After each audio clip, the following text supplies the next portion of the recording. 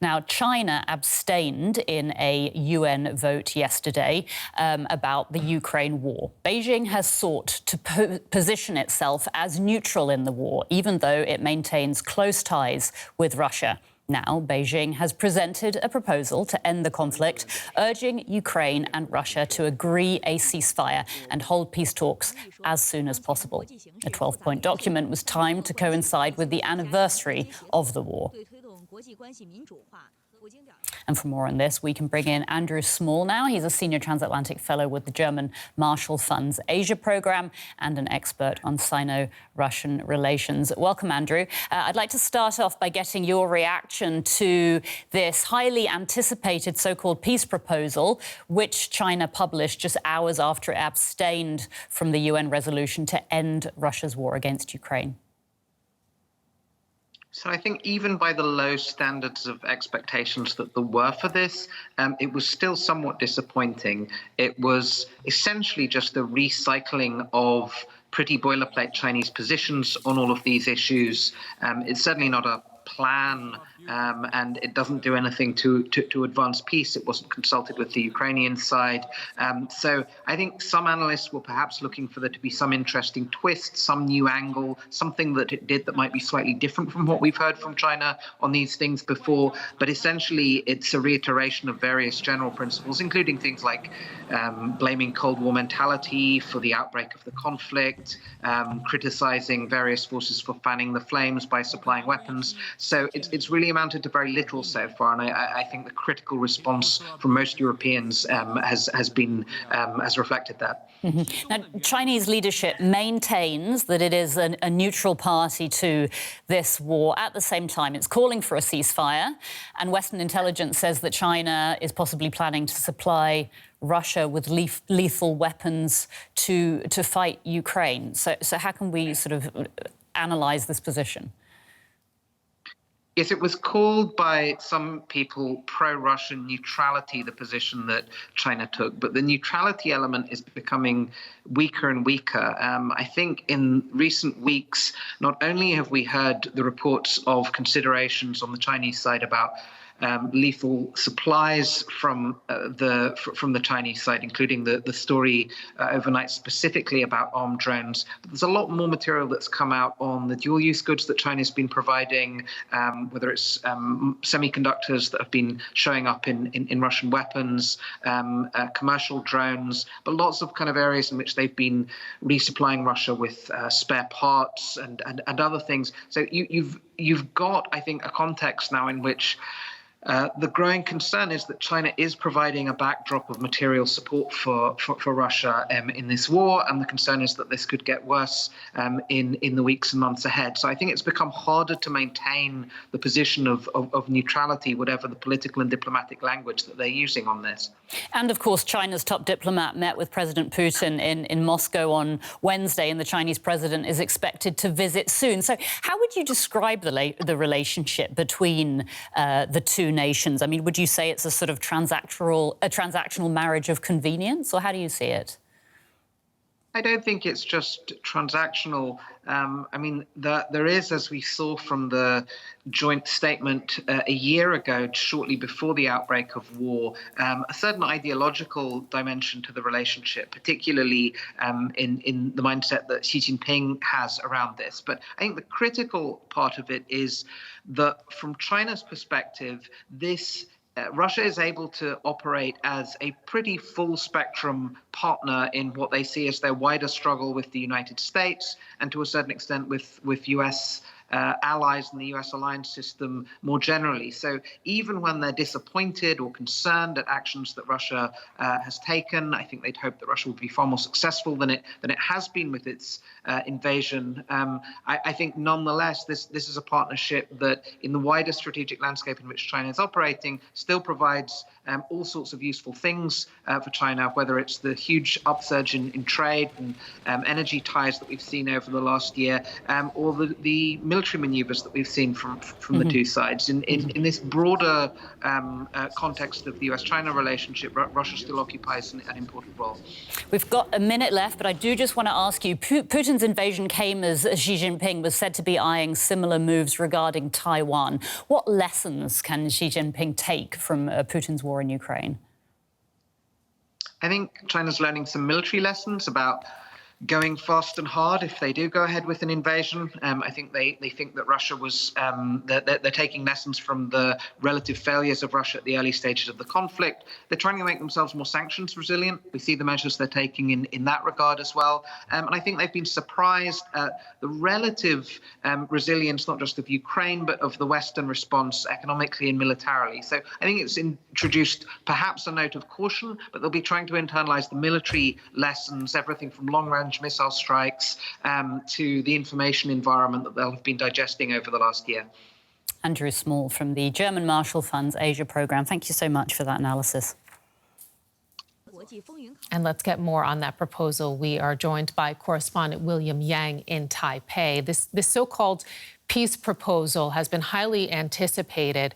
What's in it?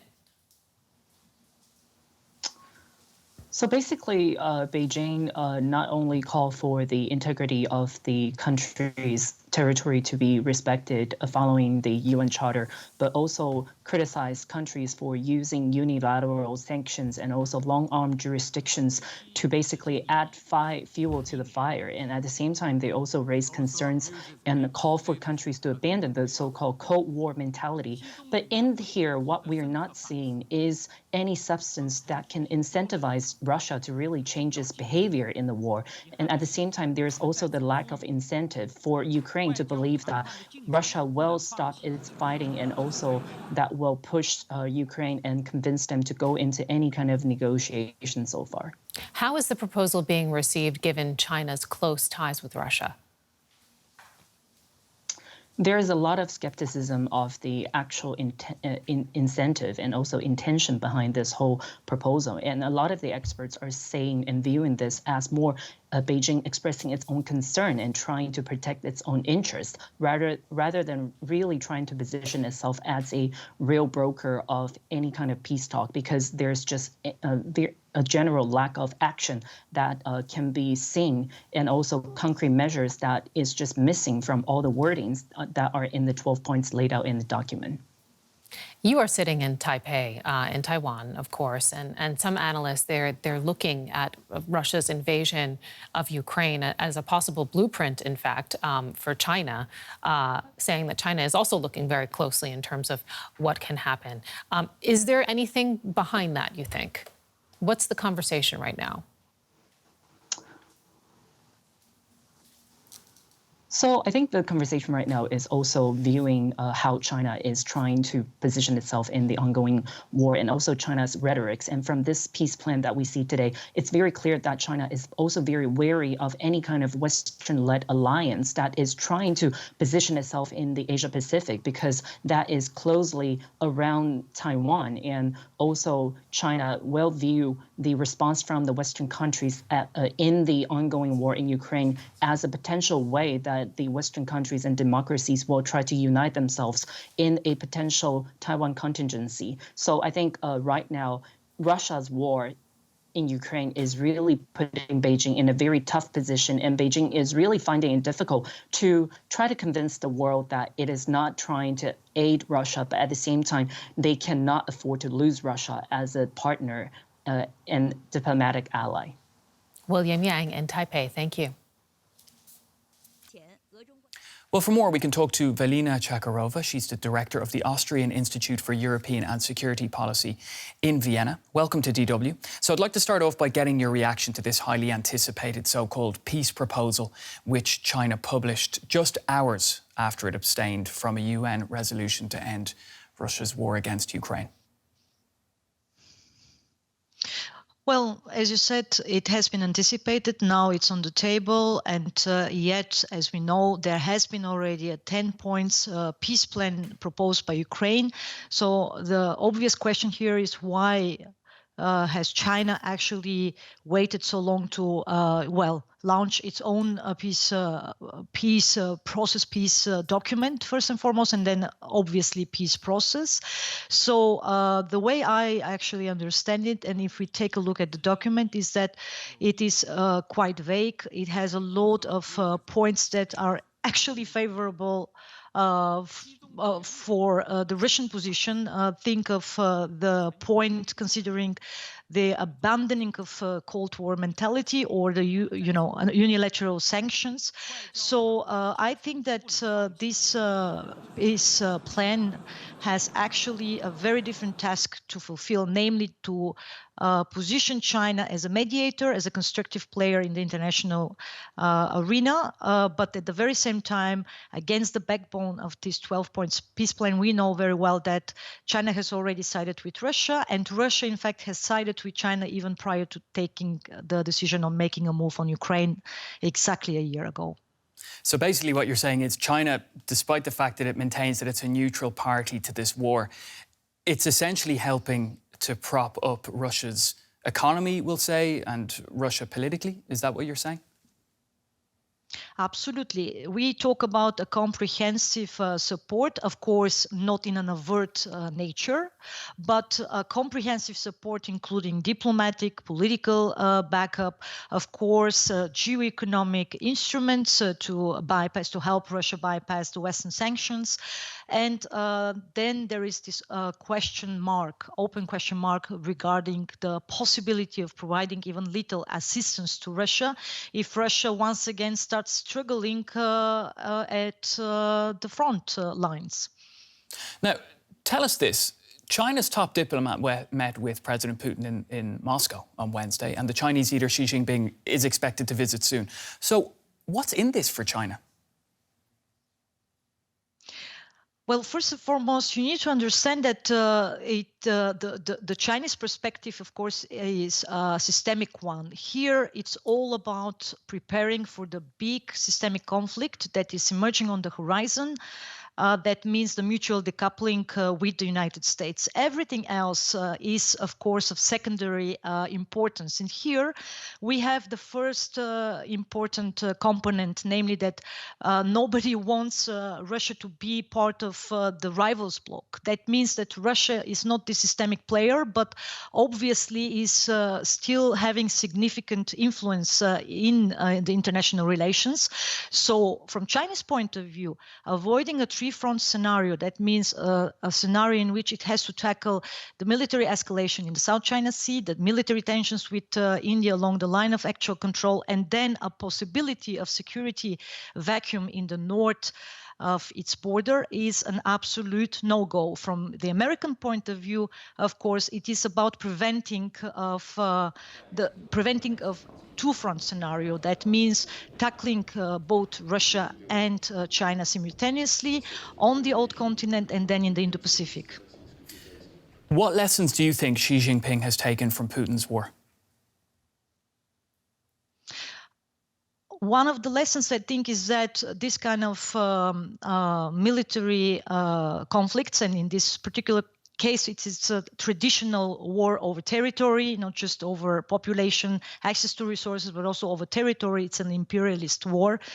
By all means, the main conclusion is that it is linked to many, many risks, which I think is a kind of optimistic message that I don't see a military attack by China on Taiwan in the short term. So this would be one of the key messages. Second important message, I think, is that all three relevant players, United States, China, and Russia, are in fact not interested in a direct military confrontation. So all of this kind of speculation about World War III, I think, is quite unrealistic.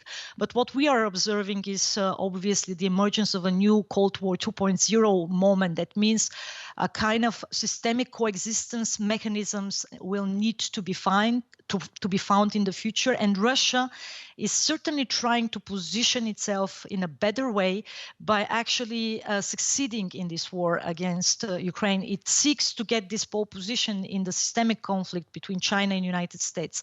I also think that, of course, Xi Jinping is certainly going to travel to Russia. This is going to be the 40th meeting with the Russian president in a row. And in fact, the West has kind of overlooked the emergence of this modus vivendi of coordination in all relevant domains between Moscow and Beijing. It's going to be very hard, if possible, in the short term, to actually somehow cut off these relations, these ties in all these relevant areas, which is why I argue that the West needs to come up with a new understanding of this complex threats multiplier coming from the dragon bear, from both China and Russia simultaneously. Finally, and briefly if you could, do you see a point at which support for Russia would become untenable for China? Yes, there is such a possibility, which is why I think that China wants to position itself in between. That means to show itself also as a constructive player that comes up with proposals, with peace proposals. And this would be, for instance, the scenario in which Russia continues losing on the ground through successful military counteroffensives by Ukraine. There is this possibility where at some point of time in the future, the cost will be too high for China to continue supporting Russia. And the West needs to also increase the price for China to support Russia in the future. Thank you, Velina Chakarova, the director of the Austrian Institute for European and Security Policy.